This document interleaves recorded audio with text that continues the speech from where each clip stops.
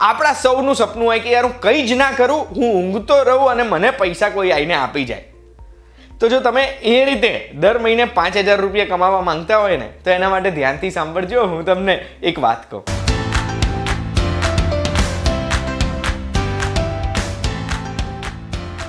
એક વાત કહું, આપનું સ્વાગત છે. મારું નામ છે ગુંજ ઠક્કર. પૈસા કમાવાની 3 રીત છે. કાં તો મહેનત કરીને, કાં રોકાણ કરીને, કે પછી આપણા કોઈ આઈડિયાને એવી રીતે લગાડીને કે આઈડિયા કમાઈ જાય. આજે આપણે જે વાત કરવાના છે ને, રોકાણ કરીને કઈ રીતે ઘરે બેઠા આપણે દર મહિને 5,000 રૂપિયા સુધી કમાઈ શકીએ ને, એની કરવાના છે. કઈ રીતે રોકાણ કરવાનું? તો એક સ્કીમ છે જેનું નામ છે post office monthly income scheme, કે પછી national savings monthly income account પણ આને કહેવાય છે. બેસિકલી આ એક એવી સ્કીમ છે જેમાં આપણે પૈસા પોસ્ટ ઓફિસમાં રોકવાના હોય છે.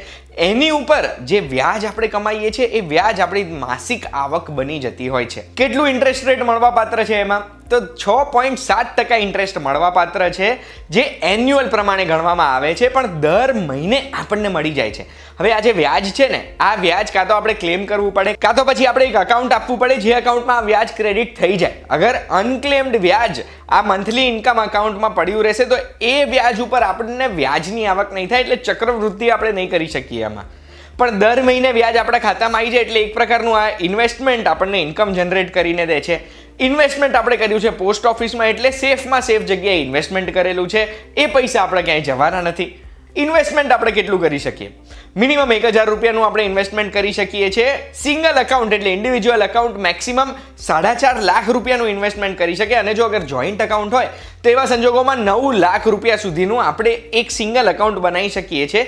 જે 9 લાખ રૂપિયા ઉપર આપણને આવક કેટલી થશે? તો 6.7% લેખે આપણે ગણીશું ને, તો 5,000 રૂપિયા કરતાં પણ વધારે આવક આપણને દર મહિને થશે. શું આ મંથલી ઇન્કમ પ્લાનમાં કોઈ ટેક્સ બેનિફિટ છે?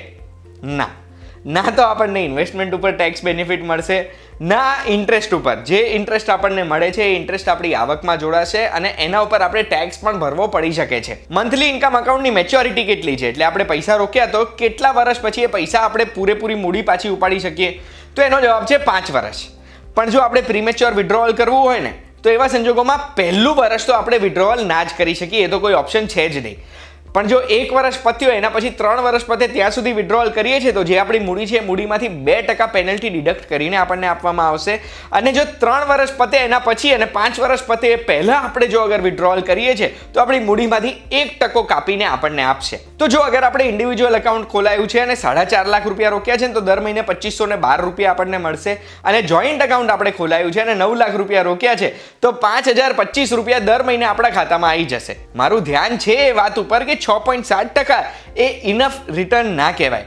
પણ આપણે જ્યારે ઇન્વેસ્ટમેન્ટ પ્લાન કરતા હોઈએ ને, ત્યારે એક એવી જગ્યા હોવી જોઈએ જ્યાં આપણે સેફ ઇન્વેસ્ટમેન્ટ કરેલું છે, જ્યાંથી ફિક્સ ઇન્કમ આવવાની જ છે.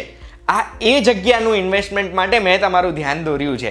બાકી રિસ્કી ઇન્વેસ્ટમેન્ટ કરીને આપણને બી વધારે રિટર્ન મળી શકે, પણ જ્યાં સુધી આપણો પાયો મજબૂત હોય ત્યાં સુધી જ આપણે રિસ્ક લઈ શકીએ. આપણને ખબર છે કે દર મહિને આટલી આવક પાકી છે, એના પછી આપણો રિસ્ક લેવાનો એપિટાઇટ વધી જતો હોય છે. જો આ વિડીયોના માધ્યમથી તમને જગ્યા મળી ગઈ હોય તમારી બચેલી મૂડી ક્યાં સેફ પાર્ક કરવી, જેનાથી આપણને સેફલી એક પ્રકારની ઇન્કમ ચાલુ થઈ જાય, તો આ વિડીયો દરેક વ્યક્તિ જોડે શેર કરી દેજો. આપણે એક વાત કહું, ફરી મળીશું VTVGujarati.com પર. ધન્યવાદ.